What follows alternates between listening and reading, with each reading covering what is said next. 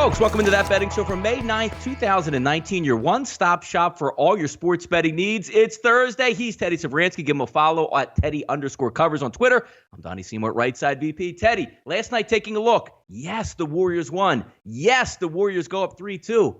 But losing KD in the process has a lot of ramifications. We already see the spread rising for Game 6, and now Game 7. Can the Warriors end up closing the series out, or is it going to be the Rockets? Teddy, we're all talking KD here today. Sure, and obviously we're talking about an impact injury. I'm a little bit surprised by how much the markets have already adjusted. You talked about the money coming in on Houston, and we'll talk about that a little bit more later in the show. But basically, the markets are saying right now, Durant's worth, 4 points, 5 points? In a series that's been extremely competitive. We're seeing the highest points spread of the series in Game 6 back in Houston with the Rockets facing elimination. And that is everything to do with Kevin Durant, whose availability, not likely. I think he's already ruled out for tomorrow's game. All that being said, when we talk about last night's game, it's the same. We've said this several times throughout the course of the series. Yeah, Houston continues to get the money, but during crunch time, with the game on the line, the Rockets playmakers, once again last night, didn't make plays. They got the point spread cover. They did enough defensively to get the cover. But Chris Paul, James Harden, and all the role players, push comes to shove in the absolute, hey, you got to get a stop. You got to get a bucket. They haven't done that all series, and that's why they're down 3-2, despite their 4-1 ATS mark in the 5 games so far. Teddy, we talked about it yesterday. We even went over on the Off the Mic segment there, thinking that the Rockets might be able to pull this off. Still pulling down a nice price here, because what we're factoring in, and yes, it looks like he's already been ruled out for Game 6 Friday, but at best, what type of Kevin Durant are you going to get in Game 7? The one key piece I want to talk to you about, Teddy's last night, because we saw the Warriors jump out to a nice lead at halftime. Then we saw in the third quarter, which KD didn't get hurt till later in the third quarter. This game was touch and go in the fourth quarter without KD on the floor, and the Warriors rose to the challenge and won that game. This wasn't like, Warriors were up 20, then KD gets hurt, and you just hang on for the win. They played well in the fourth quarter, the Warriors. They did. I mean, they made the shots they had to make. And, we saw back-to-back threes, Thompson and Curry. It was Green and Curry. After the technical, Green hit the three, and then Curry or Thompson followed with another one. Bottom line, all three of those guys got the job done during crunch time, and that's what Golden State's been able to do. That's why they had the lead in the series. They've played better down the stretch of these tight ball games on a fairly consistent basis. Worth noting the adjusted total without Durant. This total was 224 in Game 1. All right, we're down to 212 by Game 6 without KD. We've actually seen a little bit of undermoney come in there. Obviously, Game 5, something of a defensive slugfest. Yeah, Game 6 should be a lot of fun to watch. But last night, had the gentleman's sweep last night. After a Game 1 where some people were saying, hey, you know what? Look at the Celtics already moving on to the Eastern Conference Finals. Not so fast. The Bucks win 4 straight and stomp out the Celtics last night, Teddy. 116-91, easily covering, I should say, that 8.5 to 9 that was available close to game time. We take a look at yesterday. Kyrie doesn't look like he's going to be back for the Celtics and didn't play well, Teddy. A -25 for the game, 6 for 21 for the floor. Hasn't played well all series. Antetokounmpo finished the game with 20 points in a game high, plus 33. Well, boys, I said it all for the past, 3-4 weeks on the show. The best team in the NBA has been the Milwaukee Bucks. They certainly showed up in the series, Teddy, and put away the Celtics. Sure. If you're looking from the start of the postseason, it's not even close who the best team in the NBA has been, and it has been Milwaukee. If you're looking for the regular season, you can make a very similar argument that the Bucks have been the best team in the NBA. And certainly, talking about a guy who's pushing the right buttons right now, that's Budenholzer. But he's got a team full of guys who are listening to his message and who are willing to play second fiddle to Giannis, who is an extraordinary basketball player and becoming better by the day. But the funny thing here is what's going on in Boston, man. It didn't take 2 hours after the game before all the stories started coming up about Kyrie did this, Kyrie did that. They have thrown him under the bus as an organization. It's all unnamed sources and this staff and that staff. The tenure for Kyrie in Boston did not end well. He will not be a Celtic moving forward. You can count on that. And someone's going to pay a max salary for a guy who's had chemistry issues everywhere he's been. The chemistry issues were very much on display on the floor last night, and they were very much on display in the media today. That's not necessarily a good thing for a basketball genius like Kyrie Irving.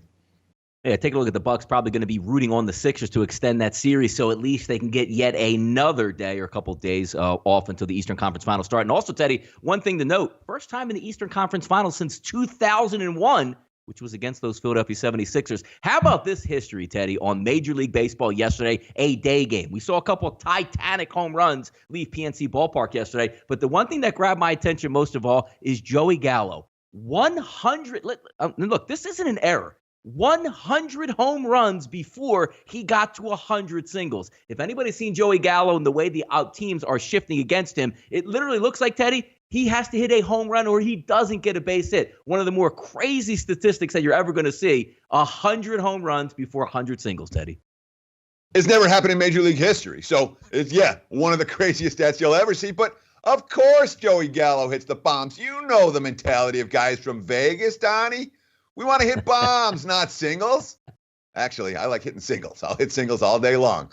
But this is a guy who swings for the fences. This is a guy who has a very serious issue with the shifts in play against him. Hey, let's give him kudos. It's not easy to do that. But the Rangers hit the ball pretty good and got a walk-off win, or not a walk-off win last night, but a come-from-behind win last night. So we'll give Gallo some credit, but get some singles, dude. It'll help your team. No, absolutely. Yeah, the Rangers had a nice comeback yesterday, down 6-2 late, and the Pirates have a pretty good bullpen. How about one Hunter Pence coming into the game and absolutely destroying a pitch for a grand slam with 2 outs to tie it up at 6, and then obviously moving forward, the Texas Rangers did win that game. Teddy, we all have lists, right, in Major League Baseball or professional football, and it always comes up. Like if I'm betting the Texas Rangers and there's 1 out and a man on third, the last guy I want to see up probably in Major League Baseball is Joey Gallo because you know it's going to be a home run, but more than likely going to strike out or not make contact here. So obviously a lightning rod for criticism, but just an interesting statistic nonetheless. Let's take a look at those NFL seasons here, Teddy. Seattle Seahawks 2019. We just saw Russell Wilson sign a monstrous deal. The trading of Frank Clark. And I always say, as long as you have Russell Wilson in your backfield as your quarterback, you're always going to have a chance to win. Currently sitting at 25-1 to win the 2019 championship, 12-1 to win the NFC West, and 8.5 is Seattle's team total this year. They did make some changes coming up, drafted a wide receiver in the draft to try to help out because Doug Baldwin's injury, not sure if he's going to come back, retire, or be hampered with that hip injury that he does currently have. And as we said, Frank Clark to D.C., drafted a defensive lineman in the draft, also added some players along the way. Seattle's always interesting. Tough home field environment, very good coaching staff, good front office, and a great quarterback. Yeah, exactly. An elite quarterback. And somehow or other, Russell Wilson remains underrated. Last year, he had a QB rating of 110.9. 110.9. Opposing QBs, 94.3 against the Seahawks defense that did drop off a little bit, but still, that plus 16.6 between what Wilson got and the defense allowed. That's why Seattle had another winning season last year. Of course, Wilson just got his contract extended, an extra $140 million in his pocket.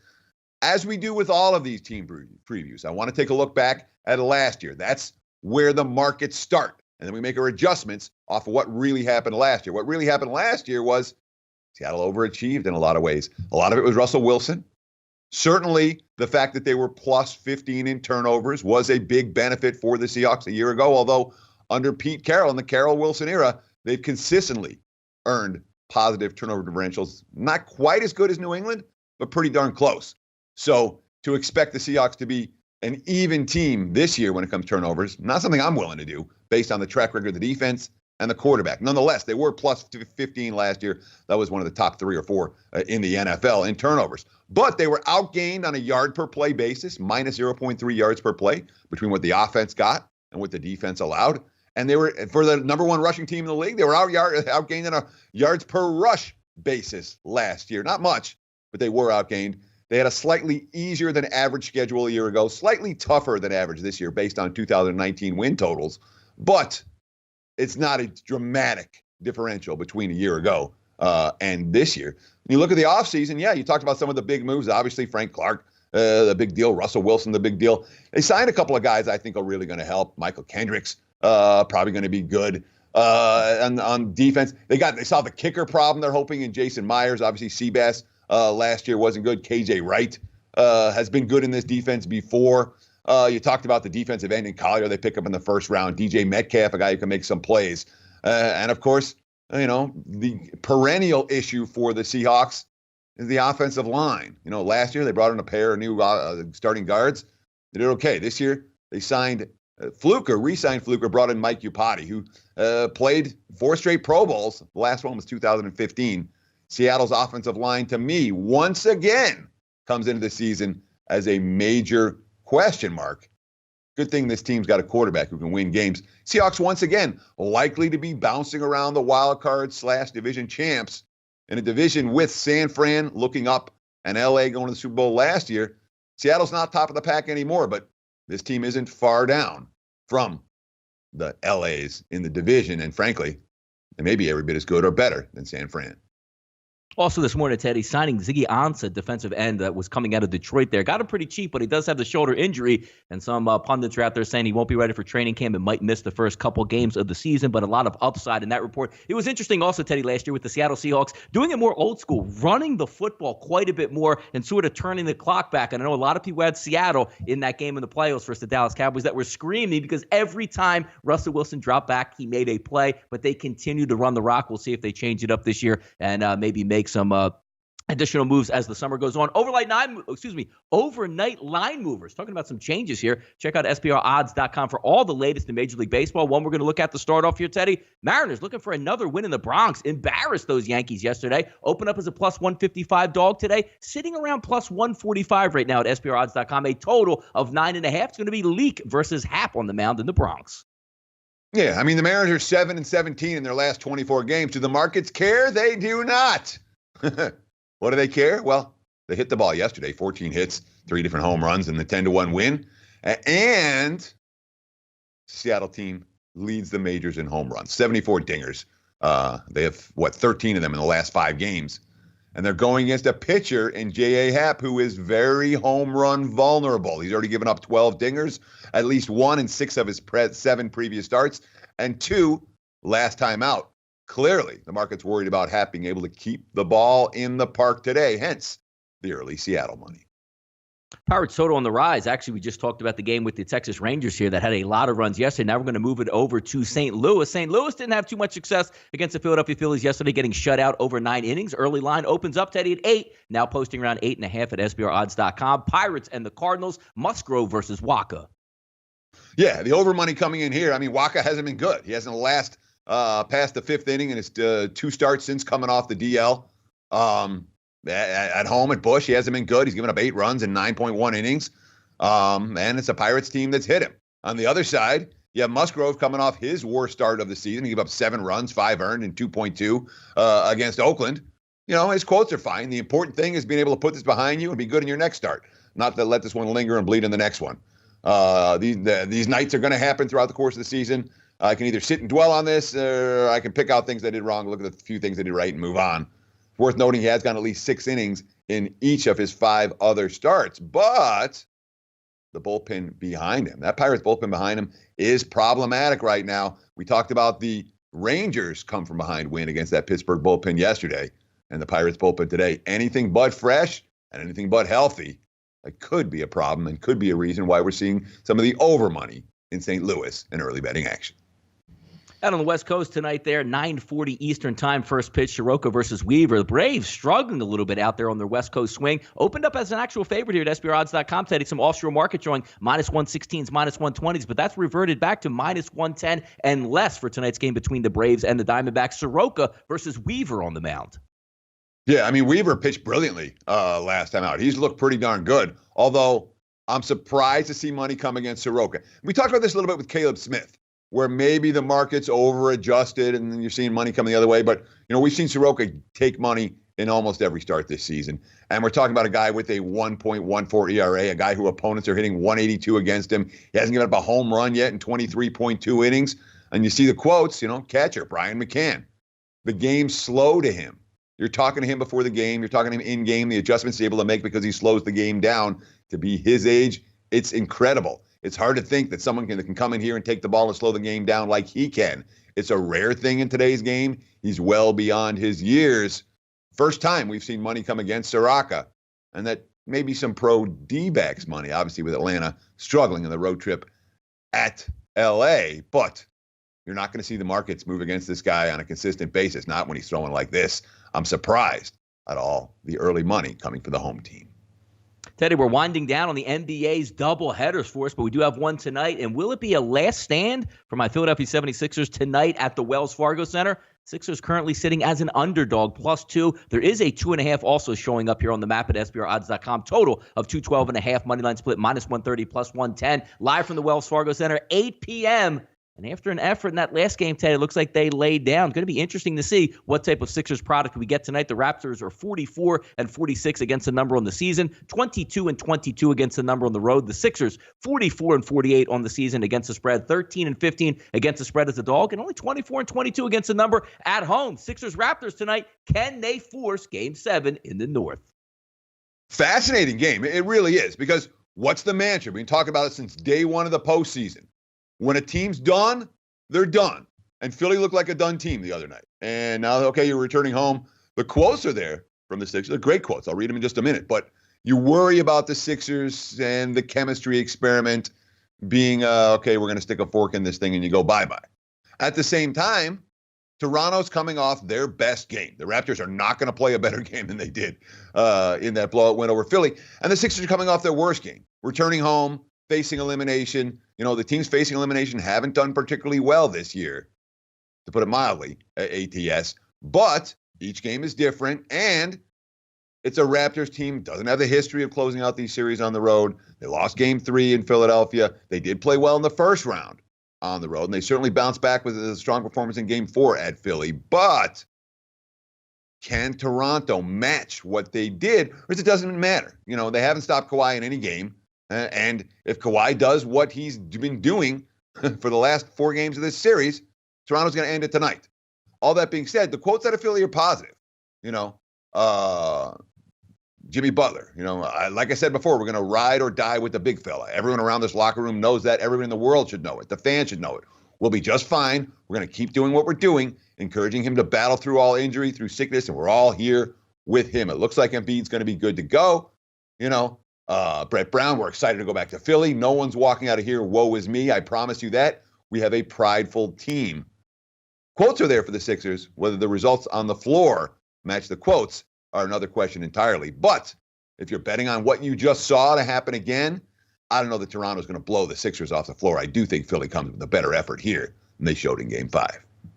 Yeah, crazy ebbs and flows in this series, Teddy. Looking at Game 3 where the Sixers were just so damn good on their home court, and then you flip it over to Game 5 and they were disastrous. If it's one thing, and again, this is why it's called gambling. This is why you try to get ahead of the curve. Is I just wish I knew exactly, Teddy, what Joel Embiid was thinking, how healthy he is and ready to go, because if he's engaged, motivated, and healthy, the Sixers are a completely different ball club. Tonight, Teddy, second part of the doubleheader. Trailblazers try to extend the series versus Denver. Trailblazers favored by 3.5, was up to around 4 a little bit earlier today, but backing down at SBRodds.com. Total of 215.5. Moneyline split plus 150, minus 170. Nuggets are 49-45 against the number on the season, 14-15 against the number as a dog, and 20-26 against the number on the road this year. The Blazers 49-43 overall against the number, 32-23 against the spread as a favorite, and a profitable 26-20 against the number at home. Yeah, I mean, in some ways, this is very similar to what we just talked about with Philadelphia and Toronto. Nuggets just played a great game. I don't know if it's their best game of the postseason, but they played a really good game, and Portland laid an absolute egg.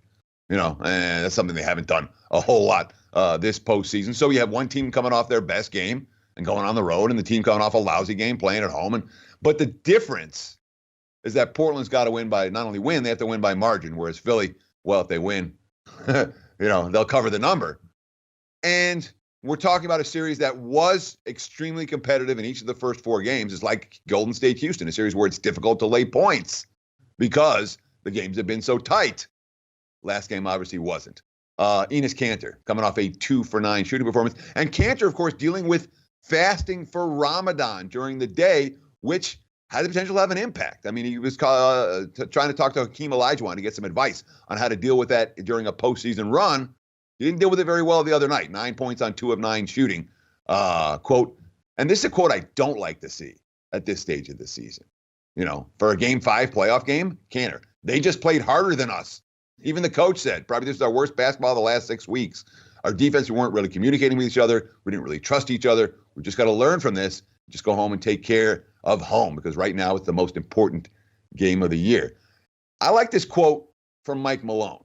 And I remember what happened when the Nuggets won Game 5 at home against San Antonio fairly comfortably, and then went down to Game 6, tried to clinch the game on the Spurs home court. It wasn't pretty, and San Antonio got the winning cover there. Quote, "We know going to Portland for Game 6 is going to be really tough.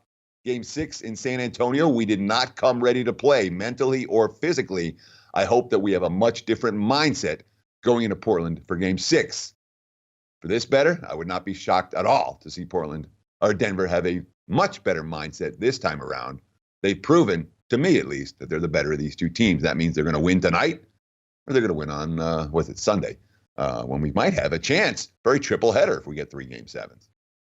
That's what we're rooting for right there, Teddy. Off the mic section, let's keep it in the NBA. Keep a little bit of this betting motif going here because the Rockets opened up at 6, moved to 6.5. Now checking SBRodds.com right now, Teddy. There are 7.5s available for Houston in Game 6, obviously with the Warriors going on the road. The value of Kevin Durant, because it's sort of like a domino effect here. You know, we saw the line move just in Game 6 alone. Now what's going to take place in Game 7? Also, the series prices ranging from plus 190, plus 210, plus 220 that you could pick up on the Rockets here. If you're trying to read the tea leaves and the information, we see it in the NFL a lot. We see it across the board. A calf injury that you strain is something that's going to be really hard to overcome in 24, 48 hours, or even over the next 3 to 4 days, which is what Game 7 is going to be. Also, Teddy, real quick on the second part of this question is, what are we looking for from the Bucks now? Because the immovable object was the Golden State Warriors. If you take the best player in the NBA out, KD, that does offer some, maybe a little bit of added bonus for the Bucks, no? That was my first thought. As soon as Durant goes down, let me find a good Milwaukee future. Unfortunately, there are no good Milwaukee futures. So, at plus 260, I'm like, that was exactly my thought. It's like, boom. I thought the Eastern Conference would be live in the finals this year. Durant doesn't play, or the Durant injury is serious, and the Eastern Conference is very live. Of course, Milwaukee hasn't been tested yet. We have to see what's going to happen in this Philly-Toronto series. And if either one of those two teams makes it to the finals, they might be live against the Warriors/Rockets winner. But what an adjustment. Game 4 in Houston, same two teams, Golden State closed -1 in a lot of places. Now we're talking Durant gets hurt, and it's Houston -7.5. That's an 8.5-point move. The situation's different. Yes. The injury's different. Yes. But it's the same two teams on the same court less than a week later. And it's an 8-point line move. That, my friends, might be an overadjustment. The markets, the 7.5s are starting to get bet down already. But whoever wins the East has gotten a little bit liver against the Golden State Houston winner with the Durant injury. No question about it, Donnie.